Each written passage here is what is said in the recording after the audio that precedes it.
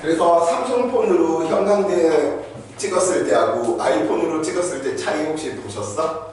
네. 그런 게 있어요. 아이폰으로 좀 사진 찍으면 좀 자연스러움이 좀 추구되는 것 같고, 삼성이나 LG 쪽은 굉장히 화질이 좋은 느낌이잖아. 빛을 받는 파장대, 잡는 파장대가 푸른색 계열 잡는 게 삼성하고 LG 쪽이야. 특히 LG 쪽. 그래서 LG 안 나오잖아요. 찍으면 파란색 계열을 강하게 잡으니까 굉장히 밝게 보이고 선명하게 보일 수밖에 없어. 근데 아이폰으로 찍으면 보통 노란색 계열 쪽으로 형광등이 찍힐 거예요. 그래서 한번 그런 것들을 비교해 보시면서 그래서 아이폰은 이런 재미가 있네, 삼성은 이런 장점이 있네, 이런 부분들 비교하시는 것도 하나의 재밌는 놀이이지 않을까? 지금 거의 연준이의 표정으로는 야, 그건 너한테나 재미있지, 난 그런 거 하나도 재미없어, 뭐 이런 표정인데. 자, 가봅시다. 10페이지 이제 내용들 이야기를 해 주셔야 되겠죠.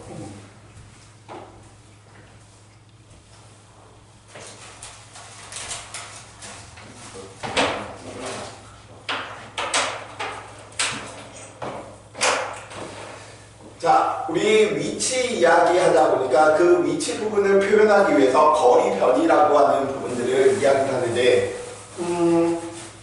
물론 스칼라량이다, 벡터 물리량이다 라고 하는 개념을 들어서도 이야기할 수도 있겠고요. 근데 문제풀이에는 큰 도움이 되지가 않다 보니까, 그다음에 요즘 시대가 학교에서 친구들이 교육과정에 위배되는 것 같은 문제를 내잖아. 요즘 친구들이 참 착한 친구들이어서 어머 선생님 감사합니다, 저희 공부하도록 이렇게 깊은 내용을 시험 문제로 출제해 주시다니 감사합니다 이러기보다는 교육청에 땡땡 고등학교입니다, 교육과정에 위배된 시험 문제와 수업 위주로 진행이 되고 있습니다. 빠바바바바. 그러다 보니까 전체적으로 모든 학교들이 내용들이 좀 쉬워질 수밖에 없어. 근데 학교니까 공교육의 장소니까, 근데 공교육에서 안 배운 부분까지 아우를 수 있는 게 사교육인 거죠, 학원인 거죠. 그래서 내가 이야기하는 거 신고해봤자 걸릴 일도 오고요. 문제를 남들보다 더 빠르고 정확하게 풀기 위해서는 좀 더 고차원적인 개념도 필요한 건 사실이니까. 자, 그래서 거리와 변이에 대한 내용들을 한번 살펴보자. 자, A라고 하는 출발점에서 B라고 하는 점까지 도착을 할 텐데, A에서 B까지 얘는 좀 돈놈이었나? 그래서 좀 돌아서 갔어. 얘는 덩짝인 거야. 학원 끝나고 집으로 오라고 해서 나는 바로 집으로 갈 거야. 왜? 나는 모범생이니까. 나는 질풍노도의식이다. 학원 끝나고 집으로 안 가지. 피방 갔다가 오뎅도 사 먹고 떡볶이도 사 먹고 여자친구도 만나다가 놀이동산 갔다가 집으로 가야지. 이런 놈을 두고 우리는 아주 많이 피아노 건반 미를 치는 놈이라고 이야기를 하죠. 무지개 18색을 가지고 있는 사람이고요. 자, 봐봅시다. 우리가 거리다라고 불리던 저 녀석들은 이동을 줄여서 거리, 물체가 실제 움직인 거리라고 이야기하는 부분인데, 물체가 실제 움직인 거리는 누가 가장 커? 디귿이 가장 크겠고요. 그 다음 기억이 크겠네? 왜? 눈이 달려있으니까. 그 다음 니은이겠구나. 그래서 이동거리는 실제로 물체가 움직인 거리들을 살펴보면 되겠구나 라고 생각해 주시면 될 텐데요. 변한 위치의 줄임말이죠. 변한 위치, 너무 길어, 변이라고 하자. 그래서 변이라고 이야기하는 녀석을 살펴보다 보니까 우리는 이렇게 이야기가 되네요. 출발점에서 도착점까지 직선거리다 라고 이야기를 하게 될 테고요. 기억이 됐건 니은이 됐건 디귿이 됐건 학원에서 집까지 출발점과 도착점은 다 같으니 변이의 크기는 다 같겠구나. 물론 방향도 같죠. 출발점과 도착점이 같으니까. 근데 이러한 관점이 생길 수밖에 없는 게 대표적인 게 택배. 혹시 쿠팡에서 물건 시켜보신 적 있나? 아니면 뭐 물류 회사에서 뭐 쿠팡을 광고하는 건 아니고요. 쿠팡을 싫어하는 일인입니다. 별로 좋은 기억은 아닌 것 같아. 안 돼. 이런 말을 잡혀갈 수 있어요. 자, 그럼 쿠팡에서 쌤이 노트북을 시켰단 말이야. 근데 더럽게 안 돼. 그럼 쿠팡에서 노트북이 빨리 왔으면 좋겠다. 최단 거리가 되었으면 좋겠다. 누구의 관점이야? 소비자의 관점. 근데 쿠팡 입장에서는 얘도 소비자지만 엄청나게 많은 소비자들이 있을 테고요. 노트북이라고 하는 제품이 한 군데만 있진 않겠지. 여러 군데 있을 테고요. 그 여러 군데에서 마구 이렇게 보낼 거잖아. 그러다 보니까 회사 입장에서는 내가 얘한테 보내는 게 좋지만은 않아. 비용들이 든단 말이야. 그래서 A라고 하는 뭐 무슨 지점, B라고 하는 무슨 지점, C라고 하는 지점을 거쳐서 이렇게 돌아 들어온단 말이야. 그래서 그 물류 시스템을 구축하는 하나의 방법도 물체가 실제 움직인 거리가 비용이 적게 들 건지 최단 거리로 가는 게 무조건 적게 들 건지를 따져볼 수밖에 없게 된답니다. 근데 보통 상식에서는 가장 빠른 것, 최단 거리가 가장 빠르겠다라고 이야기하잖아. 근데 아닌 경우가 자연에서는 대부분입니다. 대표적인 게 사이클로이드 곡선 이런 것들 들어보셨을까? 롤러코스터에서 맞는 그 곡선. 그냥 자연에서 있는 거야. 독수리가 여기에 있는 토끼를 먹으려고 드는데 직선으로 내려오? 아니. 이 곡선이 사이클로이드 곡선입니다.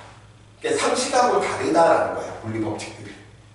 맞는 것도 있지만 아닌 케이스들도 굉장히 많기 때문에 우리는 최단 거리가 가장 빠를 것이다 라고 이야기하지만 하다못해 유튜브에 사이클로이드 곡선 실험, 사이클로이드 실험 이야기하며 하나는 빗변이고 하나는 이런 곡면이 있는데 이 곡면이 더 빨리 도달해. 동시에 곡을 넣으면. 얘가 먼저 도달하고 얘가 나중에 도달해. 그래서 저런 부분들을 이야기를 하다 보면 최소 시간이 되는 건 최단 거리가 아니구나. 그래서 이게 돌아올 수밖에 없게 되는. 즉 이동거리와 출발점에서 도착거리의 직선거리인 이 녀석이 같을 수도 있지만 다를 수도 있다라는 부분들. 그래서 이런 사이클로이드 곡선 어디에서 많이 보냐면 문화재에서 많이 봅니다. 왜? 경복궁 끝에 이렇게 돼 있지 우리나라. 기아집이나 이런 것들 보면 이 곡선이 다 뭐야? 왜 이걸 사이클로이드로 만들었을까? 빗방울 떨어질 때 걸. 우리나라의 대부분의 건축 방식은 목조이다 보니까 빗물이 최대한 빨리 가야지 더 있어 오래 갈 수 있다는 소리인 거지. 그래서 우리 조상은 사이클로이드에 관한 걸 몰랐지만 이런 곡선으로 만들어야지 오래 버티는구나를 경험으로 알고 있었다라는 거죠. 그래서 뭐 우리나라 과학이다라고 이야기하는데 우리 과학은 아니고 그냥 경험치인 거지. 자, 저 내용들을 이제 좀 더 살펴보다 보니까 뭘로 살펴볼 거냐면 뭐라? 오빠 운동으로 거리와 범위를 한번 다시 이야기해보자. 오빠 어때 오빠? 친구들 오빠라고 하는 소리 들으면 기분이 좋아? 아니면 별 감흥이 없어? 후자요. 쌤은 경상도 사투리로 오빠야, 뭐 대구는 오빠야, 부산 오빠야, 뭐 아무튼 뭔가 차이가 있는 것 같은데 내가 잘 모르니까 너무 귀여운 거야. 그 말투를 쓰는데. 근데 경상도 남자분들이 쓰면 또 그렇게 듣기가 싫은데 아무튼 개인적인 취향이고요. 오빠 운동을 통해서 오빠 운동을 할 거야. 오빠라.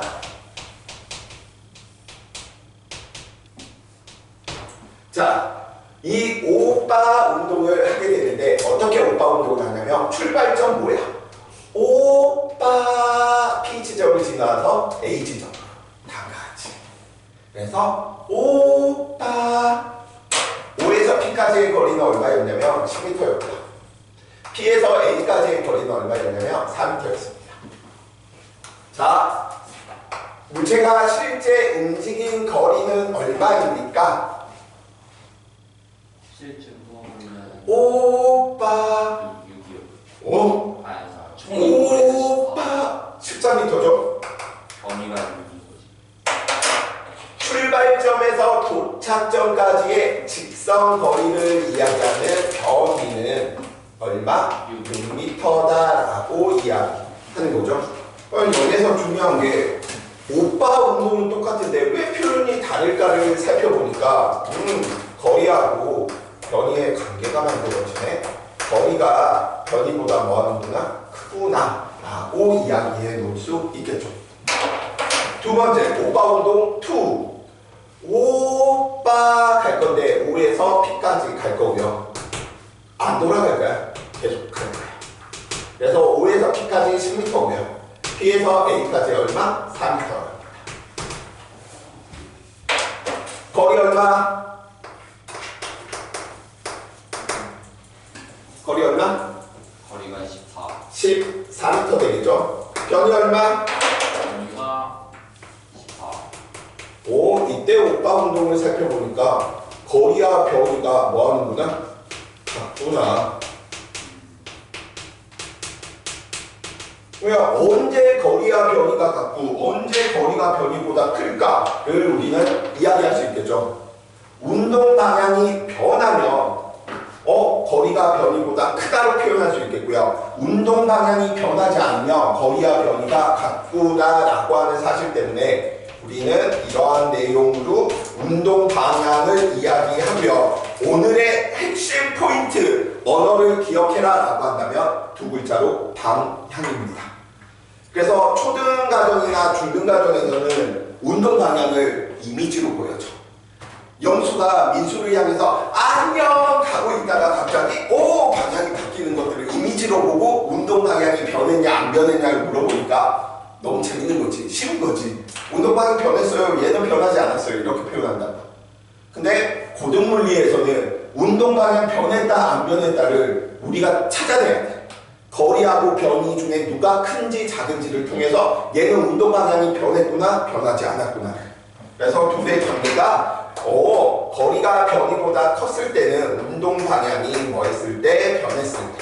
운동 방향이 변했을 때. 거리와 변이가 같았을 때는 누가? 운동 방향이 변하지 않았을 때. 그래서 이런 관계들을 친구들이 머릿속에 넣어두셔야 될 것이고요. 수능 물리투 1번 보기 기억번에 항상 나오는 내용입니다. 이게 뭐예요? 지금 이 내용 가지고 수능 물리투 보기 1번 보기 기억번 낙엽 잎이 빠바바바방 이렇게 떨어지고 있었대. 그리고 나서 보기 기억번 거리가 변이보다 크다. OX 이동 거리가 변이보다 크다면 맞죠?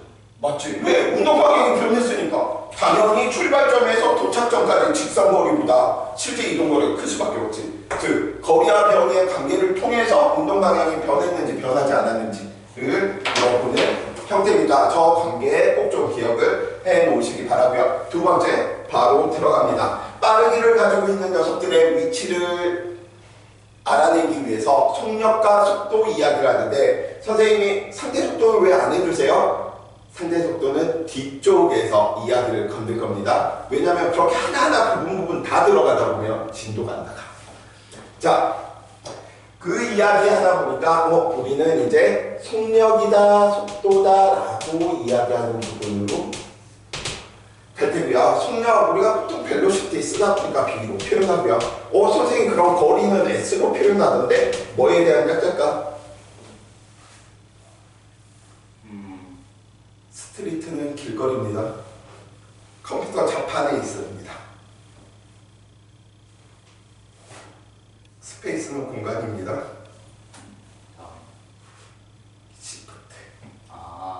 Shift 누르고 다른 키를 누르면 명령어가 이동하다, 건너뛰다 이런 형태가 돼버린 거지.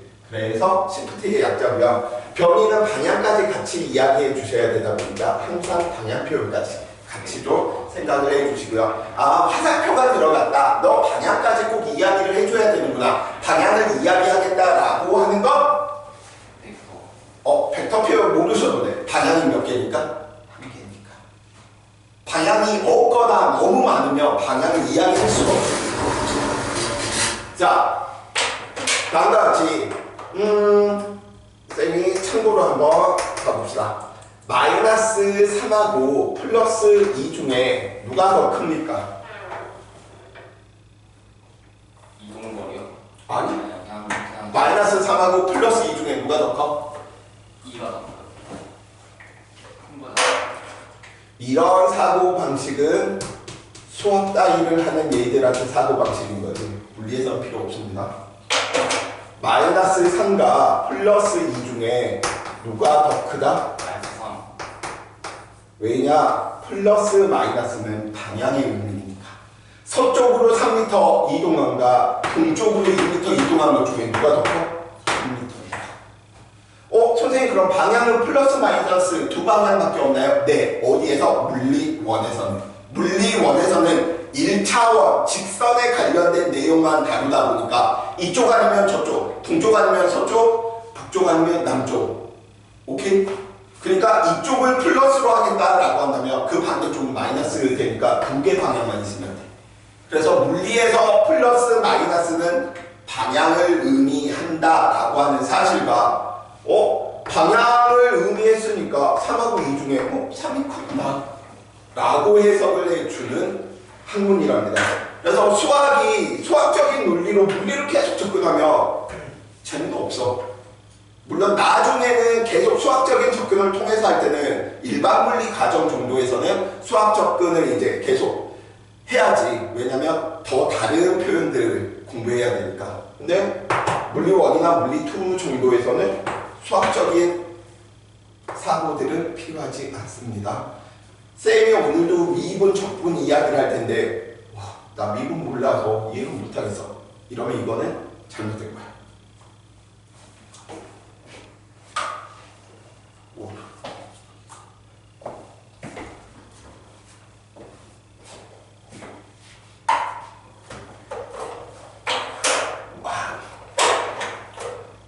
마지막 쌤이 오늘 아침부터 일요일은 반포에서 계속 수업을 쭉 하거든요. 그래서 6시쯤, 7시쯤 수업 들어왔을 때 좀 피곤하겠다, 피로도가 온다 라고 했는데 두 분의 너무 열정적인 모습에 생각보다 친구들이 울산을 짓고 있을 줄 알았어. 크리스마스 이브의 끝자락에 도대체 왜 내가 여기에 있어야 될까? 근데 생각보다 너무 두 분 다 밝은 모습에 너무 좋은데? 자, 그래서 속력이다라고 하는 이야기를 한번 살펴보는데 공부하는 방법을 속력, 시간 동안의 이동한 거리 이런 걸 공부하기보다는 항상 얘는 세트로 정의를 공부하고 나서 이 다음에 공부하는 게 무엇이겠구나? 정의, 말로, 글로 표현하니까 너무 불편해. 관계식으로 간단하게 표현하자. 더 많은 정보를 담고 있구나. 관계식으로 나타내고 나면 그 다음 단계로 관계 그래프로 이야기를 하겠다. 왜? 가장 많은 정보들이 담겨 있으니까요.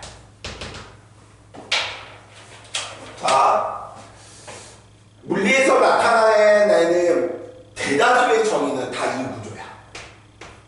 A 하는 동안에 B. 선생님 이게 무슨 말이에요? 내가 사과를 1개 먹는 동안에 연준이는 사과를 2개 먹었대. 넌 나보다 많이 먹었지? 넌 그럼 꿀꿀돼지야? 꿀꿀돼지가 아니야? 많이 먹었으니까 돼지라고 부를 수 있는 거죠. 그쵸? 근데 왜 그렇게 부를 수 있는 거예요? 같은 시간을 줘도 그거를 향해서 기준이 나니까. 내가 사과 한 개 먹는 동안에 내가 기준이다 보니까 이 친구가 2개 먹은 게 많이 먹게 되는 거지. 그래서 엄마 아빠들이 하는 비교들을 가만히 살펴보면 엄마 아빠들은 이과적인 논리를 굉장히 잘 가지고 계셔. 같은 아파트에 살고 똑같은 학원에 다니는데 왜 너는 쟤보다 성적이 안 좋니? 이렇게 이야기를 하신단 말이야. 절대 다짜고짜 너 왜 공부를 못해? 이런 소리 안 하셔. 항상 기준을 두고 비교 대상으로 정확히 비교를 하시는 놀라운 일들이 있죠. 잘해 이것들아. 엄마 아빠한테 잘해야 돼. 살아보니까 쌤이 일찍 고아가 된 케이스거든. 좀 그런 정도 안 봐도 돼. 사람을 살면서 어느 누구나 고아의 경험을 경험하게 되는데 빨리 경험한 것뿐이야. 왜? 내가 가지지 못한 부분인 거잖아. 친구들은 엄마가 계시는데 쌤은 안 계시는 부분이니까. 그러니까 막 나도 지금 엄마 있었으면 야, 이 여사 오늘 크리스마스 이브인데 데이트 한번 할까? 이러고도 싶고, 아빠한테도 가편씨 오늘 비도 오고 눈도 오는데 소주나 한잔 할까? 이렇게도 좀 하고 싶고. 안 계시잖아. 그래서 잘해 이것들아. 나중에 하고 싶어도 못하거든. 네, 그 역의 과정은 절대 일어나서는 안 되는 거야. 선생님, 저는 고아가 되지 않기 위해 빨리 죽겠습니다. 그런 일은 이거는 너무 큰 증거야. 절대 그런 일이 일어나서는 안 되고요. 나중에 고아가 됐을 때 친구들이 좀 덜 후회하려면 엄마 아빠한테 내가 그래도 좋은 아들이었는데 멋있는 아들이었는데 좀 이런 기억들이 좀 더 있으면 친구들이 좋죠. 자, A에 대한 B 같은 표현입니다. 선생님이 사과 한 개 먹는 것에 대하여 연준이는 사과를 2개를 먹었대. 그러면 사과 한 개 먹는 동안에 2개 먹었다. 사과 한 개 먹는 것에 대하여 2개 먹었다. 같은 표현이잖아. 모든 대부분의 물리의 정의는 다 얘로 이루어졌어. 이렇게 이루어진 정의들은 바로 다 어떻게 관계식을 만드는 거야? 동안에 대한 앞에 있는 네가 기준이야. 얘가 비교대상. 그래서 이런 정의들을 가지고 있는 녀석들의 관계는 다 기준분의 비교에 대한 형태로 관계식을 만들어냅니다. 자, 그러면 친구들이 잘 알고 있는 속력, 시간 동안에 이동한 거리 이렇게 표현하죠.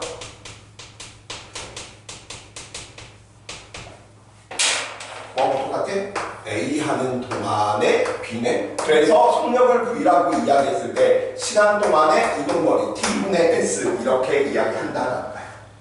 근데 친구들은 이러한 본질을 좀 계속 봐주셔야 되는데 그래야지 응용력이 생기는데 V는 T분의 S 이래버리면 나는 V는 T분의 S 속력 공부했는데 왜 속력 문제를 못 풀지? 못 풀지. 이런 관계들을 계속 연습을 해주셔야 되는데 안 하니까. 자, 계속해서 이야기합니다. 선생님이 사과를 14개 먹는 동안에 연준이는 사과를 17개를 먹었고요. 선생님이 사과를 15개를 먹는 동안에 연준이는 사과를 18개를 먹었답니다. 언제 더 많이 먹었어? 비교하기가 힘들잖아. 그래서 비교를 용이하기 위해서 단위 숫자 1을 사용한 단위 시간 1초를 이용해서 뭐 하는 거야? 비교를 용이하게 만드는 거야. 1초 동안 너는 1m 갔고 1초 동안 2m 갔으니 너 2배 빠르네. 이렇게 비교를 편하게 하기 위해서. 그래서 단위 시간 1초 동안에 이동한 거리로 정의를 하게 되겠죠. 속도도 마찬가지로 한번 살펴볼까? 속도는 방향까지 이야기해 주셔야 되다 보니까 위에 이렇게 표현한다면 이걸로 하죠. 시간에 대한 변화 위치 이렇게 표현할 수도 있죠. 마찬가지입니다. 비교를 용이하기 위해서 단위 시간으로 이야기할 때고요. A에 대한 B네. 그래서 관계식 속도는 어떻게 시간 동안의 변화 위치라고 이야기를 만들어내는 거랍니다.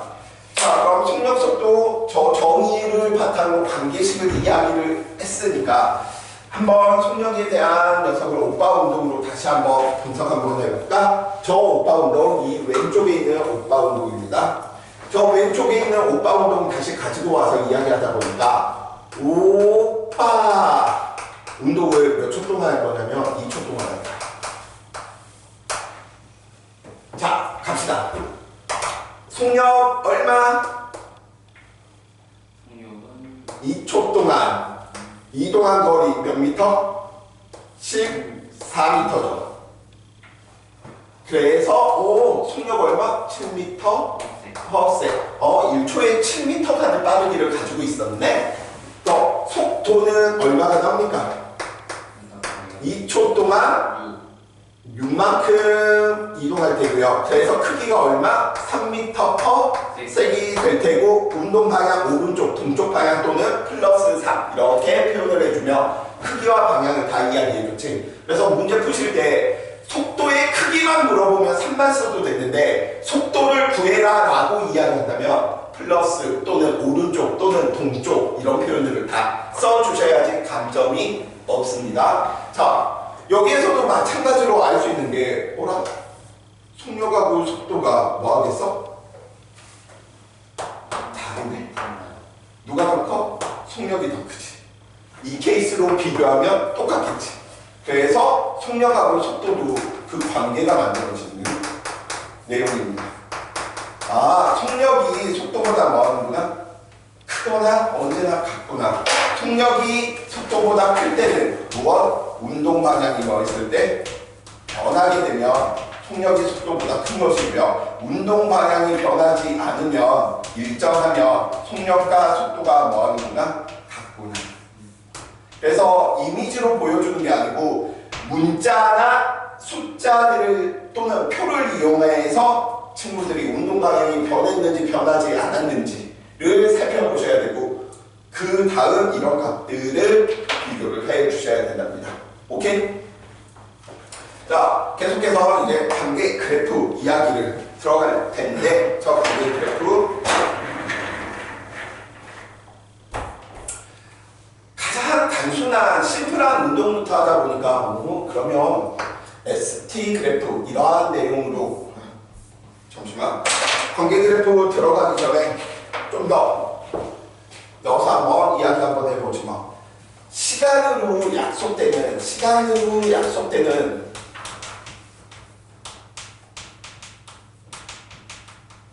모든 물리량은 항상 두 가지 값을 가져. 선생님 그게 무슨 말이에요? 즉 기준에 시간이 들어가면 크게 두 가지 값이 있다는 거야. 무슨 값과 무슨 값? 순간값과 평균값. 즉 순간 속력, 평균 속력 이렇게 이야기할 수 있다는 거야. 중학교 2학년 과정에 나오는 전류라고 이야기하는 녀석이 정의가 어떻게 되냐면 단위 시간 동안의 정하량이거든. T분의 Q라는 거야. 시간으로 약속돼 있지. 그래서 전류, 순간 전류, 평균 전류. 통합과 기말에 나오는 소비 전력, 시간 동안 에너지인 거지. 그러니까 소비 전력도 순간 전력, 평균 전력 이런 식이 나올 수밖에 없다. 자, 그래서 순간, 평균 두 개로 이야기해야 되는데 순간은 줄일 수 있어. 그래서 속력이다라고 이야기한다면 그건 순간 속력을 보통 의미해. 그래서 지금 이 케이스에서 우리가 구했을 때도 얘는 순간 속력이 아니고 누구? 평균 속력을 구해야 된다라고 엄밀하게 이야기하면 바꿔줘야 되는 부분이랍니다. 자, 그러면 이 순간 속력은 어떻게 관계 그래프와 연관시킬까 살펴보았더니 위치 시간 그래프에서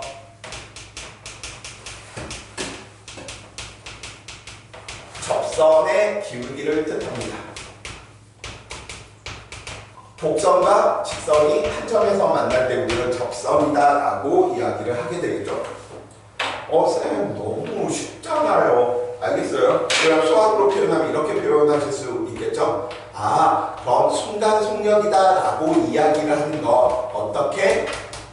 매우 작은 시간 변화 동안에 얼마만큼 움직였는지 보면 되겠죠. 그래서 우리는 극한을 취한다라고 이야기를 하게 되겠고요. 결국은 극한을 취한다는 것, 거리를 시간에 대해서 미분하겠다는 소리네요. 그래서 친구들이 뭐 어떤 결론을 내리냐면 V는 dt분의 ds니까 dd 사라져서 그래서 속력은 시간분의 거리네요. 이때 dd는 미분하라고 명령하는 오퍼레이터 연산자이기 때문에 약분한데 이거 기적의 계산법 뭐하고 똑같냐면 1 플러스 이랬다가 1 플러스 8을 해였더니 플러스 오예 약분 11분의 18 이렇게 계산하는 거하고 똑같습니다.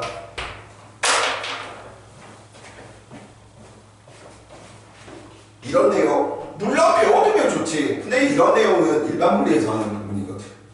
몰라도 돼. 더 중요한 거 위치 시간 그래프에서 접선의 기울기네 이게 더 중요하다라는 사실. 두 번째 우리가 이야기하는 평균 속력들. 저 평균 속력들은 우리가 보통 위에 바로 표현합니다. 그럼 쟤는 평균값이구나. 그럼 ST 그래프, 위치 시간 그래프에서 누구? 두 점의 기울기를 뜻한다. 그래서 수식적인 표현 강하게 쓸 수도 있어. 편할 수도 있고요. 솔직히 선생님 입장에서는 ST 그래프에서 접선의 기울기야 라고 이야기하는 것보다 거리를 시간으로 미분하면 되지. 이게 더 편한 개념이다. 근데 시험 문제 안 나오는데 교육과정이 아닌데 그렇게 알려줘봤자 더 높게 알려줘봤자 잘난 척 하는 거야? 별로 좋은 방법은 아니다 라고 이야기해 볼 수 있겠고요. 그래서 이 부분들을 하나 우리 예시로 한번 이렇게 한번 해볼까? 어느 물체의 시간에 따른 위치 그래프를 살펴보니까 이렇게 변하네. 자, 이때 시간은 t1이라고 하는 순간이었고요. 이때 시간은 t2, 이때 시간은 t3, 이때 시간은 t4라고 이야기를 한번 해봅시다. 이렇게 위치 시간 그래프가 나오면, 관계 그래프가 나오면 친구들은 뭐라고 해석하냐면 첫 번째, 오류를 범하는 가장 큰 이유 중 하나는 물체가 지금 이렇게 운동하고 있다라고 생각을 하는데 아니라는 사실이야. 우리가 공부하는 물리학 원은 1차원이고 직선에 관련된 내용이라고 했었지. 내가 오른쪽으로 가다가 왼쪽으로 가다가 오른쪽으로 가다가 이걸 시간에 따라서 나타내니까 제가 곡선으로 나타난 거지 이걸로 이 경로를 따라서 운동했다가 아니라는 사실이야. 또 하나 이야기하면 다음과 같은 이런 포물선 운동을 할 때 친구들은 뭐라고 생각하냐면 포물선 운동을 하는 방향으로 힘을 받는다라고 생각하는데 그건 역시도 잘못된 개념인 거지. 힘은 항상 아래쪽으로 작용하고 있었고 운동 방향이 포물선인 거지. 근데 직관적으로 친구들은 힘의 방향으로 물체가 움직여라고 하는 직관이 있다 보니까 이러한 오개념들이 생기고요. 역학 부분이 힘든 이유 중 여러 이유들이 있는데 대표적으로 이런 오개념이다라고 하는 잘못된 사고방식 때문에 친구들이 많이 힘들어하는 케이스들이 있습니다. 앞서 좀 ST 그래프, 관계 그래프까지만 하고 좀 쉬었다 할 수 있으니까 조금만 집중합시다. 제가 최근에 부탁을 학습에서 많이 고생하시고 자, 쌤 엄마가 53인가? 이때 하늘나라로 휘용 가시다 보니까 좀 드는 생각이 잠자는 시간이 좀 아깝다라고 생각되네. 왜냐면 내가 언제 죽을지 모르는 거잖아. 말 그대로 평균 나이가 80, 90이라는 거지. 모든 사람이 80, 90까지 산다는 소리는 아니잖아. 그러다 보니 자고 일어났는데 내가 내일 눈을 못 떠. 나 굉장히 억울할 것 같아. 그래서 선생님한테는 미래 따위는 없다. 현재가 중요하다. 현재 먹고 싶은 게 있으면 무조건 먹어야 돼. 왜? 그거 정도는 해야지 인생의 재미가 있지 않을까. 나 저 집에 살고 싶어. 그렇다고 그 집을 살 능력은 안 되기 때문에 그래도 하나의 만족도를 먹는 데에서 맛있는 이슬이와 함께 더 하나 추가시킨다면 좋은 사람들과 같이. 그래서 내일 지구가 멸망한다라고 한다면 참 많은 고민을 할 것 같아. 마지막으로 어떤 음식에 소주를 마실까? 제일 고민될 것 같아. 물론 뭐 위대한 사람들은 뭐 멸망하더라도 뭐 내일 사과를 심겠다 뭐 이렇게 소리도 하시는 분들도 계시겠지만 지극히 현실적인 사람이다. 혹시 연준이는 내일 지구가 멸망한데 그거 오늘 뭐 할 거야? 생각해 본 적 없어? 저는 제 친구들한테 전화해가지고 야 내일 어서 지구 멸망하는데 모여서 얘기나 하자 하고 그냥 서로 재밌었던 얘기 즐거웠던 얘기하면서 그냥 지나 뭐 발망하다가 우선 떨어지면 그거 맞고 그냥 갈게요. 야 그럼 엄마 아빠는? 네? 엄마 아빠랑 그냥 그동안 충분히 얘기 많이 한 것 같으니까. 엄마 아빠 배신감 주시겠는데? 네, 엄마 아빠는 이해해 주셨어요 그거. 제가 그러는 거. 자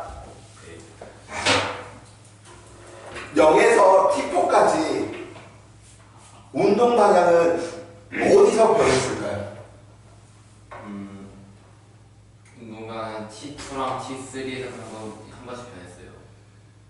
기울기가 됐건 그래프에서 면적이 됐건 가장 중요한 거 오늘 계속 이야기하고 있는 운동 방향을 보고 기울기나 면적 부분들을 물리적인 의미를 부여해야 돼. 그러다 보니까 얘는 접선의 기울기가 플러스였는데 마이너스로 바뀌는 T2에서 운동 방향이 변했고 접선의 기울기가 마이너스에서 플러스가 되는 T3에서 변했구나.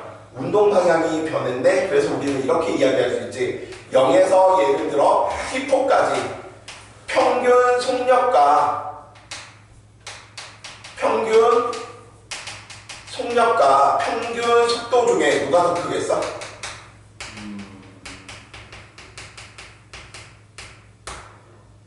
0에서 T4는 운동 방향이 한 번도 아니고 두 번이나 변했네? 당연히 평균 속력이 크겠지. 왜? 거리가 변이보다 크니까.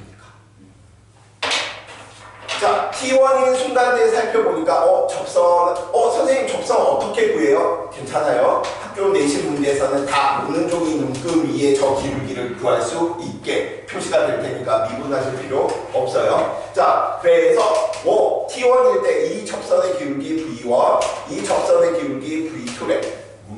그래서 V1이 기울기가 크니까 너 뭐하는구나? 순간 속력이 더 빠르구나 라고 이야기해 놓을 수가 있겠고요. T1에서 T2까지 우리 두 점의 기울기를 살펴보니까 두 점의 기울기 너 누구?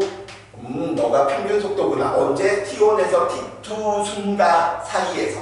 자, 문제 한번 더 들어갑니다. 0에서 T2 구간에서 평균 속력과 평균 속도 중에 누가 더 큽니까?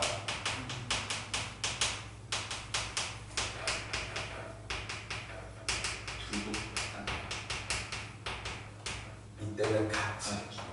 왜? T2 구간대까지는 운동 방향이 변한 적이 없으니까.